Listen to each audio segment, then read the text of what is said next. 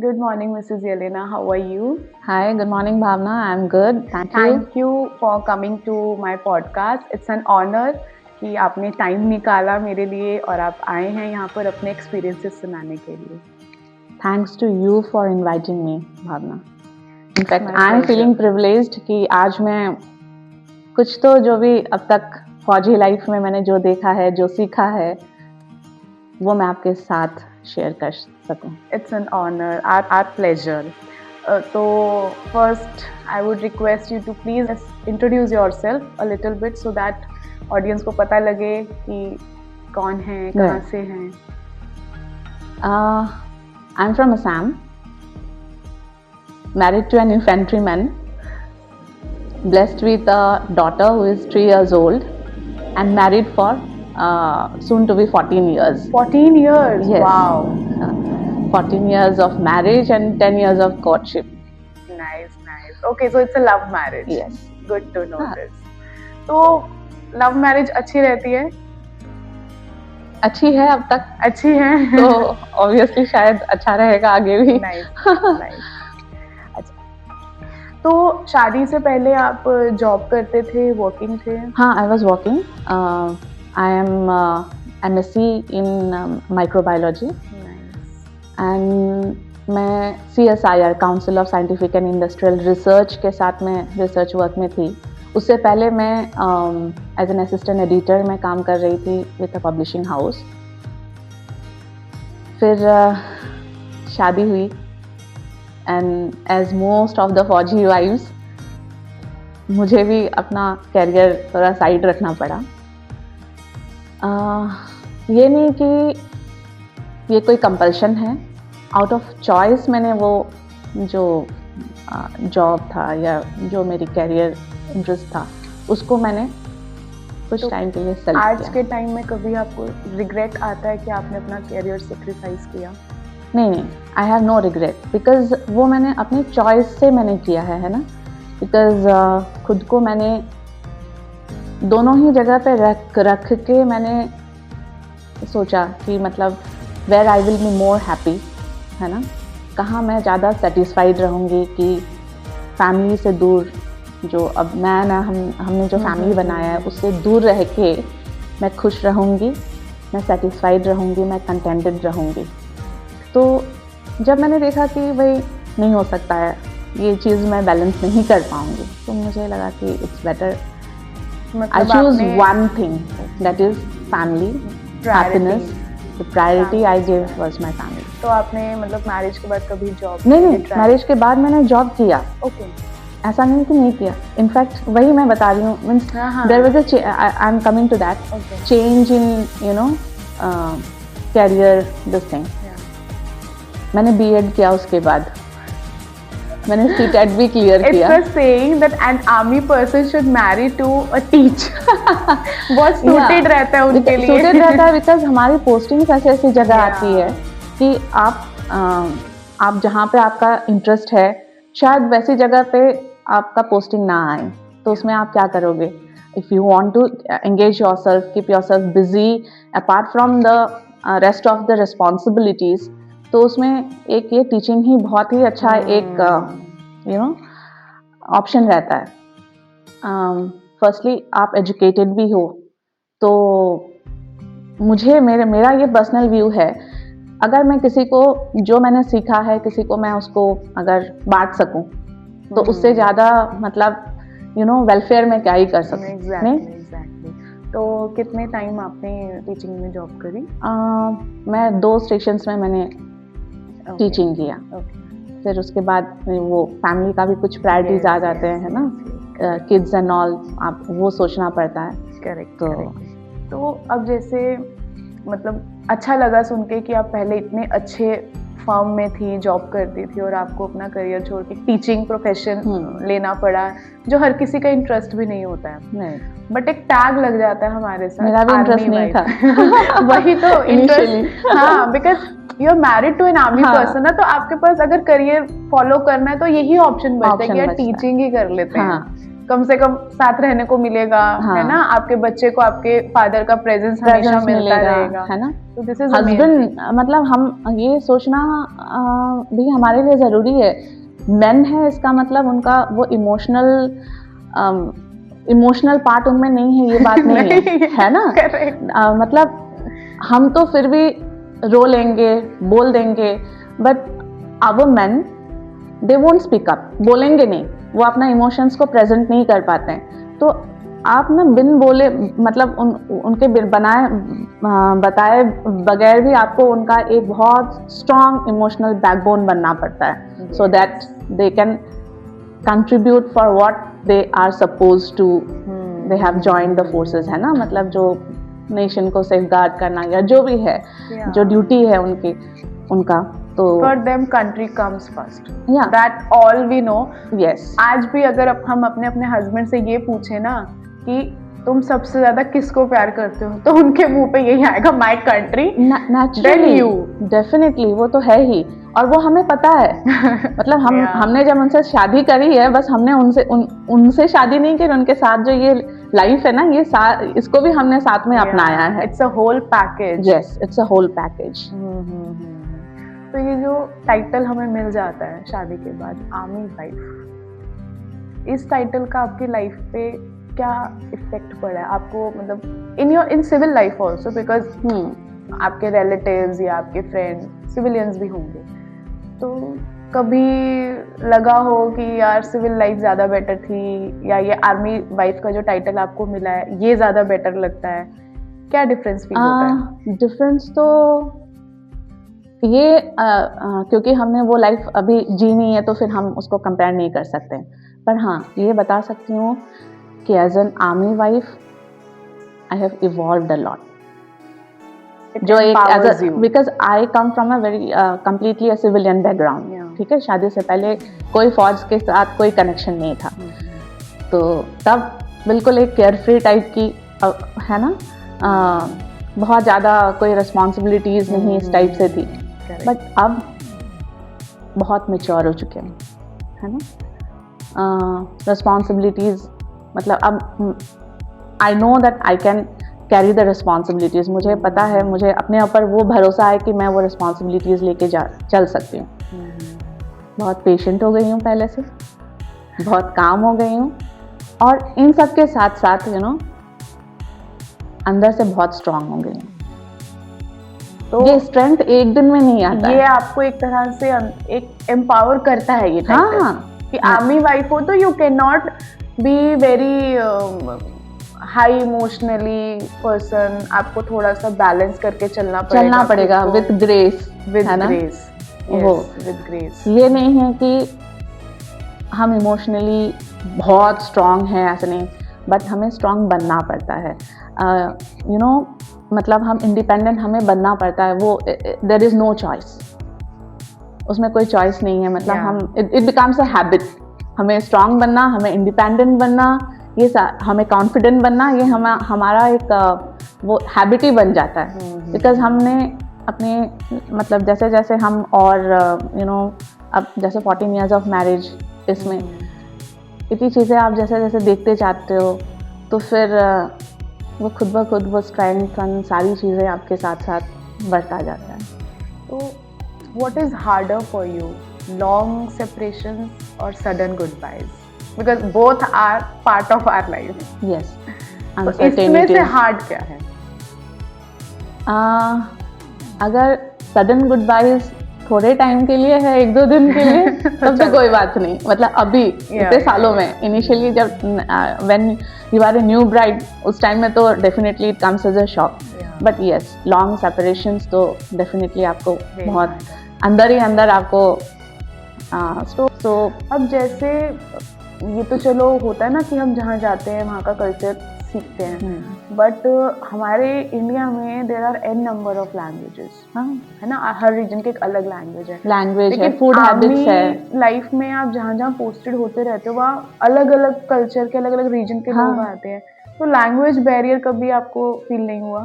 नहीं, कभी नहीं, क्योंकि मोस्टली हिंदी तो हर कोई बोल ही लेता है ना, नेशनल तो लैंग्वेज। हम वो इंटरेक्ट कर ही सकते हैं, सबको वो समझ में आ ही जाता है। इंग्लिश है एक अदर मीडियम जिसमें हम बात करें, बस लैंग्वेज तो बस एक जरिया है बात करने के लिए, फीलिंग्स तो हम वैसे भी समझ ही जाते लैंग्वेज हैं। कहीं ना कहीं हमें आपस में जोड़ देती है, कनेक्ट कर देती है, बिकॉज कोई कहीं से आ रहा है, कोई साउथ से है ना, साउथ की कोई लेडीज आ रही हैं, तो आप कहीं पे भी जाते हो वहां पे आप उसका कुछ एक दो शब्द आप सीख के आते हो, है ना, ठीक है, एक्सपर्ट बन जाते हो। मतलब मैं हूँ असम से, पर आप मुझे बोलो सांभर बनाने के लिए, मैं कोई भी तमिलियन को टक्कर दे सकती हूँ। And this came from my friend from Chennai only, जो यहाँ पे फौज में मिले, क्योंकि आपकी ऐसी ऐसी जगह पोस्टिंग्स आती है जहाँ ना ब्लिंकिट होता है ना जोमैटो होता है ना, तो सब कुछ आप खुद ही होते हो। अभी क्या होता है, जैसे बर्थडेज आते हैं हमारे, एनिवर्सरीज आती हैं, तो my relatives used to call me, मैं घर पे ही भाई बहन सब कॉल करके पूछते हैं, यार तुम ऐसी जगह बैठे हो ना, केक भी नहीं भेजा जा सकता तुम्हें, तुम्हारे पास ना जोमेटो है ना स्विगी है, क्या ही भेजे। तो ऐसे भी पोस्टिंग्स देखे हैं जहाँ पे आप चाहोगे तो केक नहीं मंगवा सकते हो, ठीक है, फिर क्या है, आप खुद बनाओ। तो ऐसे करके ही मैंने बेकिंग करना भी सीखा। मैं नहीं बोल रही हूँ कि बहुत अच्छा बेक करूँ, बट हाँ वो बन जाता है, केक तो बना ही लेंगे ऐसे टाइम में, है ना। तो इसी तरीके से हर कोई कुछ नहीं तो कुछ एक दूसरे से सीख लेता है, and that is one of the blessings to be in army. You know, you learn so many things. आपको बहुत कुछ, खाने पीने से लेके लैंग्वेज, ड्रेसेस, एक दूसरे का कल्चर, एक दूसरे का फेस्टिवल्स हम सेलिब्रेट करते हैं, बच्चे सेलिब्रेट करते हैं सबकी फेस्टिवल। तो मतलब इससे और ब्यूटीफुल क्या ही हो सकता है। एक मिनी इंडिया आप यहीं पे आप देख सकते हो। नहीं, अच्छा, जैसे ये आर्मी वाइब्स होती हैं आपस में, तो कैसे मतलब एक दूसरे को क्या कैसा सपोर्ट देती हैं कि हम हर कम्युनिटी से खुद को डिफरेंट फील करवा सकते हैं? सबके लिए तो मेन बॉन्डिंग तो वो जो आपका फौजी है, जो सोल्जर। जब आप अकेले रह रहे होते हो, आप, क्योंकि आपकी चीज़ें कोई और नहीं समझ पाएगा। मतलब फौज के बाहर लोगों को ये समझना बहुत डिफिकल्ट हो जाता है कि आप किस तरीके से आपके इमोशंस को, आपके बाकी जो अनसर्टेनिटीज़ है, लॉन्ग सेपरेशन, मतलब किस तरीके से उन चीज़ों को आप बैलेंस करके खुद को संभाल के, घर को संभाल के, बच्चे को संभाल के आप माँ का रोल, हस्बैंड का रोल, बेटे का रोल, है ना, सब कुछ आप निभा रहे हो। तो इसमें एक जो मतलब जिसने आपकी लाइफ देखी है, अनदर फौजी वाइफ, वही आपको सपोर्ट कर सकता है, समझ सकते हैं। जैसे जो लेडीज आप एसएफ में रहते हैं, है ना, एसएफ जो सेपरेटेड फैमिली एकोमोडेशंस में रहते हैं, they make up their own very wonderful group, जो जिनकी उनका प्रॉब्लम्स और उनका जो डिफिकल्टीज है वो आपस में वही समझ सकते हैं कि हस्बैंड दूर में है तो उनका क्या डिफिकल्टीज हो जाएगा, एक दूसरे के लिए एक सपोर्ट सिस्टम बन जाता है। And one beautiful thing about fauji wives what I believe is, हम बस क्रिब नहीं करते रहते हैं। नहीं, मतलब अभी कभी मैंने ऐसा देखा नहीं है, या खुद मैंने ऐसा किया नहीं है कि पता नहीं कहाँ पोस्टिंग आ गया, कैसे रहेंगे। मतलब हाँ, मन में उन अनसर्टेनिटीज का डर तो रहता है, फेयर तो रहता है ना, पर हम उसको क्रिब नहीं करते हैं। मतलब हम जाते हैं, देखते हैं, फिर उस जगह की तरह वहाँ का जो नेबरहुड है, जो नए लोग हैं, नए सेटिंग्स, नया घर, happy about going to new place to set a new house, और फिर उस घर को कुछ सालों के लिए बोलना ये मेरा घर है। मतलब जबकि वो पता है कि वो घर भी आपको छोड़ के फिर आगे कहीं जाना है। मतलब हम कोई भी घर, बिल्डिंग को हम उसको घर बना देते हैं। नहीं, करेक्ट। इनफैक्ट मैं तो हस्बैंड से बोलती हूँ, मजाक करती हूँ कि अब मतलब अगर कोई स्टेशन में इतना टाइम हो गया ना कि आपका सारा साड़ी का कलेक्शन खत्म हो रहा है, मैं बोलती हूँ अब पोस्टिंग आने का टाइम पक्का आ रहा है क्योंकि साड़ी का कलेक्शन खत्म हो रहा है, यहाँ सारे पहन लिया। अब कोई नई जगह, we don't like to repeat, कोई नई जगह जाएंगे तो फिर से ये नया हो जाएगा। मतलब सब कुछ ही ऐसा हो जाता है। करेक्ट। आप घर का डेकोर जो भी करते हो, मतलब अमेजिंगली टैलेंटेड अगेन फौजी वाइब्स। मतलब अपनी क्रिएटिविटी सब कुछ से घर को कितने अच्छी तरीके से, मतलब लगता ही नहीं है कहीं से सीपेज का प्रॉब्लम है, कुछ सब कुछ रहते हुए भी मतलब जब उस घर को हम खाली में देखते हैं तो ऐसे लगता है क्या है ये, क्या है, लेकिन जब उसी को हम सजा देते हैं, मैंने ऐसे ऐसे घर देखे हैं, लगता ही नहीं कि गवर्नमेंट क्वार्टर्स है, इतने सुंदर डेकोर किए होते हैं। आप हर फौजी घर आप देखोगे, मतलब हर वेरी टेस्टफुली डन। ऐसा नहीं कि बहुत महंगा डेकोर होता है, नहीं, it is very normal range का डेकोर, बट ये कि हमारे में वो एस्थेटिक सेंस शायद आ जाता है ना, because you know necessity is the mother of invention कहते हैं ना, बस वही है। हम कहीं पे भी हम, और मेरा ये मानना है, ये मेरा पर्सनल व्यू है, कल किसने देखा है ना, और क्या, तो आज हमें अच्छे से रहना है, ये तो मेरा मोटो है। मतलब हम ये रिटायरमेंट के बाद हम अपना घर बनाएंगे, वहां रहेंगे, ये सोचने की बजाय क्यों आज से हम क्यों नहीं रहे, मेरा ये मानना है। करेक्ट, सही है। अच्छा, what is the biggest myth that you have heard about army life, जो बाहर के लोगों के माइंड में रहता है? कि we only have keep on doing parties, है ना? Then CSD का सामान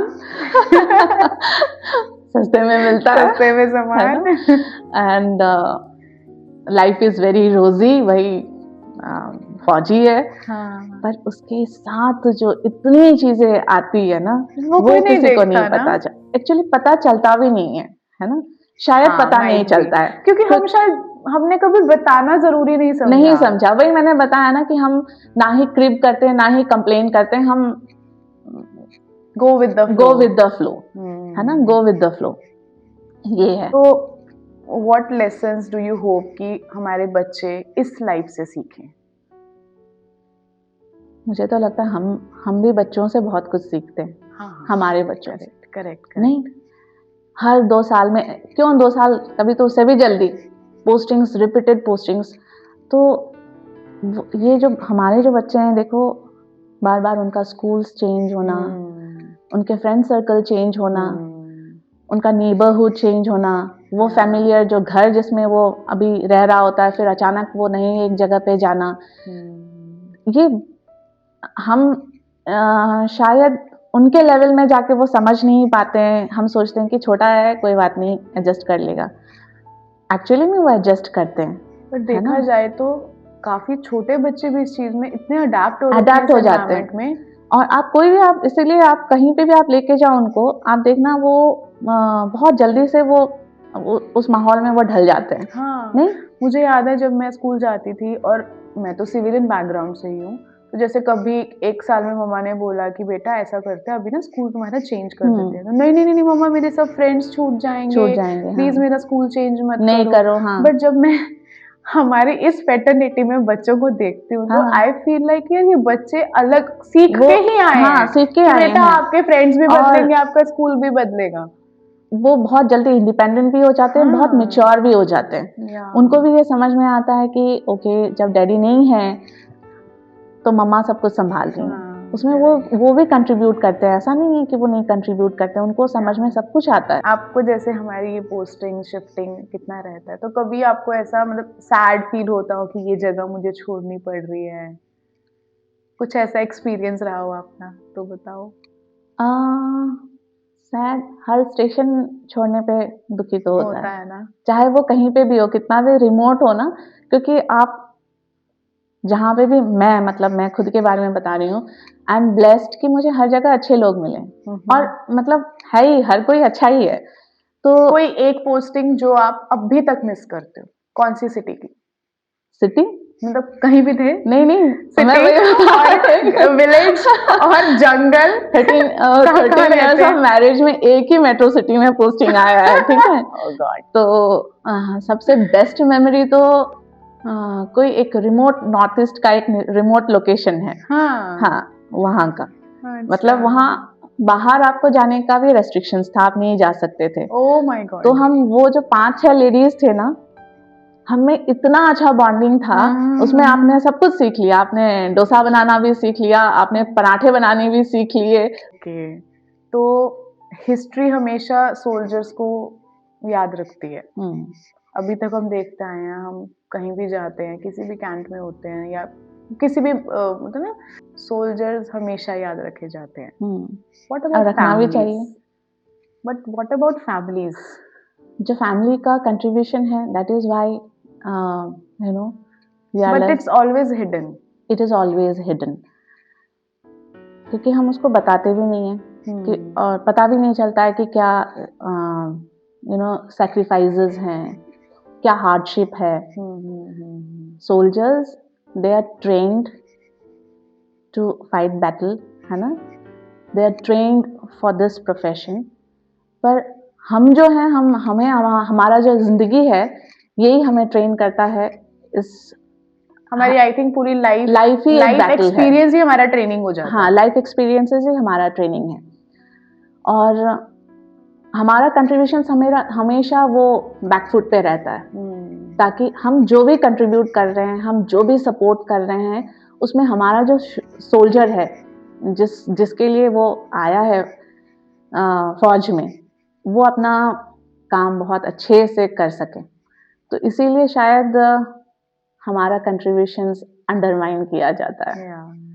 और कहीं ना कहीं हम इसके लिए तो कभी नहीं करते कि हमारे कंट्रीब्यूशंस को या हमारे सेक्रीफाइसेस को उसको उसको ऑनर करें। इसके लिए तो हम नहीं करते हैं। That is completely